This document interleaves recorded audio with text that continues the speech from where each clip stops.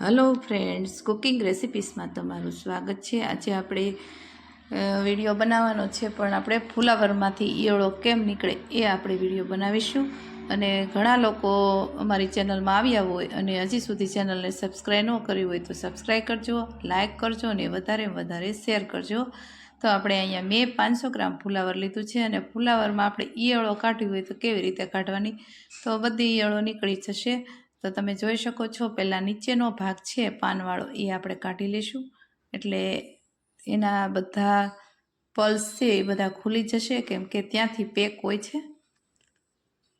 અને આ રીતે તમે જોઈ શકો છો, બધા પાનમાંથી ઈયળો એક પછી એક નીકળી જશે। જેટલી ઈયળો હોય તો નીકળી જાય, ન ઈયળો હોય તો ન નીકળે। તો ઈયળો આ રીતે આપણે કાઢશું, આવી રીતે ઠપકારવાનું છે અને કચરો એમાં જે કાંઈ હોય એ બધો દૂર થઈ જશે। તમે જોઈ શકો છો, આ રીતે તમે ફ્લાવર ન બનાવ્યું હોય ક્યારેય તો આવી રીતે તમારે સાફ કરવાનું અને પછી તમારે આ રીતે તમે બધી ઈયળો હોય એ નીકળી જશે અને પછી એના આપણા પાર્ટ છે એ ખુલ્લા કરીશું। અને ફુલાવર આ લોકો બધા ખાવાનું ટાળતા હોય છે, કે કેમ કે એમાં ઈયળો અમુકને ગમતી ન હોય છે। જોયા પછી આપણે ચીડ ચડતી હોય છે કે આપણે ફ્લાવર ક્યારેય ન ખાવું। તમે જોઈ શકો છો, જે કચરો હતો એ બધો નીકળી ગયો છે અને આમાં ઈયળો આ ફ્લાવરમાં છે નહીં। એટલે ઈયળો હોય તો આ રીતે તમે ઠપકારશો એટલે મોટી નાની બધી ઈયળો નીકળી જશે। અને આ રીતે આપણે એના પાર્ટ બધા છૂટા કરીશું અને એમાં પણ આપણે ચેક કરી લઈશું। આ પહેલી રીત છે, તો આ રીતે આપણે બનાવીશું એટલે ફ્લાવર ગમે ત્યારે તમે ખાશો તો આ ફ્લાવર બહુ જ ઈયળો વગરનું બનશે। અને ઈયળો બધા કાઢતા જ હોય છે, પણ આ એક નવી ટ્રીક છે અને આવી રીતે કાઢશો એટલે બધા ફ્લાવરમાંથી ઈયળો નીકળી જતી હોય છે, કેમ કે આમાં બધી બહુ દવાઓ પણ નાખેલી હોય છે। એટલે આપણે એની પણ આગળ એક ટ્રીક બતાવીશ કે કેવી રીતે આપણે એને દવામાંથી મુક્ત કેવી રીતે રાખવું ફ્લાવરને, અને તમે ખાઓ તો પણ બીમાર ન પડો, એ રીતે આપણે એક નવી ટ્રીક સાથે હું તમને બતાવીશ।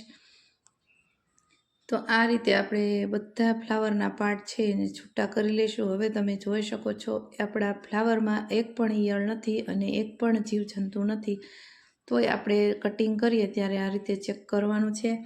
ફ્લાવરને ઇંગ્લિશમાં આપણે કોલીફ્લાવર કહેવામાં આવે છે અને ગુજરાતીમાં આપણે ફુલાવર કહીએ છીએ અને હિન્દીમાં ફૂલગોબી કહીએ છીએ। એમાં કેલરી હોય છે, પ્રોટીન હોય છે, ફાઇબર હોય છે અને 3 પ્રકારના ફૂલગોબી હોય છે। એમાં પર્પલ હોય છે, સફેદ અને ઓરેન્જ કલરમાં પણ આવે છે। તો જે ગ્રીન છે એ વધારે કામ કરે છે અને વ્હાઈટ સફેદ એટલે કે એ નોર્મલ છે, તો એ વધારે ગ્રીન કલરનું કામ કરે છે। આ પ્રોટીન, ફાઇબર એમાં બધામાં કેલરી 2 ગ્રામ હોય છે અને તેમાં કોલીફ્લાવર એસિડ હોય છે, કેલ્શિયમ હોય છે, ફોસ્ફરસ, પછી આપણે એન્ટીઓક્સિડન્ટ હોય છે, આયર્ન, વ્હાઈટ છે એ નોર્મલ હોય છે। અને આ રીતે આપણે બધું કટિંગ કરી લઈશું। અને આ જે ફ્લાવર છે તે ડાયાબિટીસના દર્દીઓને બહુ જ કામ કરે છે અને જે ડાયાબિટીસના દર્દીઓને આ ફ્લાવર ખાવાથી એમને સ્વાસ્થ્યમાં સારું રહે છે। અને તમે ક્યારેય આ રીતે તમે ખાતા હોય તો આ રીતે તમે ખાવાનું છે। અને ડાયાબિટીસના દર્દી, એમાં વિટામિન સી અને વિટામિન કે હોય છે। એસિડિટીવાળાને પણ આ ફ્લાવર કામ કરે છે।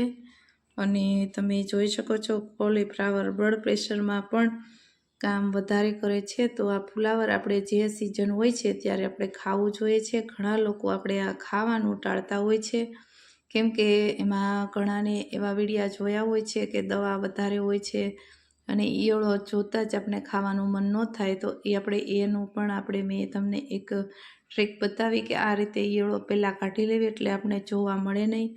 અને તમે એમાં ફાઇબર વધારે હોય છે એટલે આપણે ચરબી દૂર કરવાનું કામ વધારે કરે છે ફ્લાવર। તો આ સિઝન હોય ત્યારે ખાવું જોઈએ। આમાંથી ઘણી બધી વસ્તુઓ, રેસીપીઓ બને છે।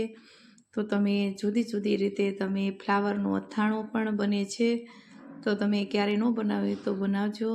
તો આ રીતે તમે જોઈ શકો છો, બધું ફ્લાવર છે એને મેં એકદમ ચોખ્ખું કરી લીધું છે અને હવે આપણે પાણી ગરમ થઈ ગયું છે. મેં એક નોનસ્ટિકમાં સ્પેનમાં લીધું છે, તો એમાં થોડુંક એવું આપણે 1 ચમચી જેવું આપણે મીઠું છે એને એડ કરીશું. એટલે એમાં જે કાંઈ પણ જંતુ હોય એ બધા બહાર નીકળી જશે અને હળદર નાખવાથી કોઈ પણ ક્યાંય સહેજ પણ આમ નરી આંખે ન જોઈ શકાય એવા આપણે દૂરબીનમાં જોતા હોય એવા જંતુઓ હોય તો હળદર એડ કરવાથી, હળદર પાવડર એડ કરવાથી આપણા બધા જંતુઓ છે એ નાશ પામશે અને બધા બહાર નીકળી જશે. તો તમે જો આવી રીતે 5 મિનિટ હલાવવાનું છે અને સારી રીતે તમે આ રીતે ફ્લાવરને આવી રીતે કરશો એટલે ફ્લાવર પણ થોડુંક એવું આમ ચડી જશે અને એકદમ એમાંથી જે પણ કચરો હોય, ધૂળ રજ જે પણ કાંઈ ઝીણી ઝીણી જીવાત આપણે નરી આંખે ન જોઈ શકતા હોય એવી પણ હોય તો પણ બહાર નીકળી જશે. અને આ જે સિઝન હોય ત્યારે એમાં ખાવું જોઈએ. ફ્લાવરનું શાક બને છે, તેમાંથી અથાણું બને છે, તેમાં ઘણા લોકો ફ્લાવરના થેપલા પણ બનાવે છે, પણ જુદી જુદી વેરાયટી જુદી જુદી રીતે આપણે બનાવતા હોઈએ છીએ બધી વાનગીઓ. તો આજે હું છે રેસીપીમાં તમને વાનગી કોઈ પણ વસ્તુ બનાવતી નથી, પણ ખાલી ફક્ત આપણે આ વિડીયામાં તમને એ જોવા મળશે કે આપણે ફ્લાવરને સાફ કઈ રીતે કરવું. ઘણા લોકો ખાતા હોતા નથી, એટલે શિયાળામાં ફ્લાવર ખાવું જરૂરી છે. તો તમે જોઈ શકો છો કલર પણ કેટલો સરસ ચેન્જ થઈ ગયો છે અને બધો કચરો હતો જે કાંઈ એ પણ બધો નીકળી ગયો છે. અને તમે જોઈ શકો છો પેનમાં બધો કચરો તમને જોવા મળશે. જો તમે આ બધો કચરો આપણે લેશું નહીં, હવે એને ફેંકી દેવાનો છે, કેમ કે એમાં ઝીણી ઝીણી જીવાત હોય તો એ બધી નીકળી ગઈ છે ફ્લાવરમાંથી. તો તમે જોઈ શકો છો આ રીતે ફ્લાવરને સાફ કરી લેવું. અને અમારો વિડીયો આ ગમ્યો હોય તો વધારેમાં વધારે લાઈક કરજો અને શેર કરજો અને સબસ્ક્રાઈબ કરવાનું તો ભૂલશો જ નહીં. બાજુમાં આપેલી ઘંટી દબાવશો એટલે તમને દરરોજ નવા વિડીયા જોવા મળશે. Thank you for watching.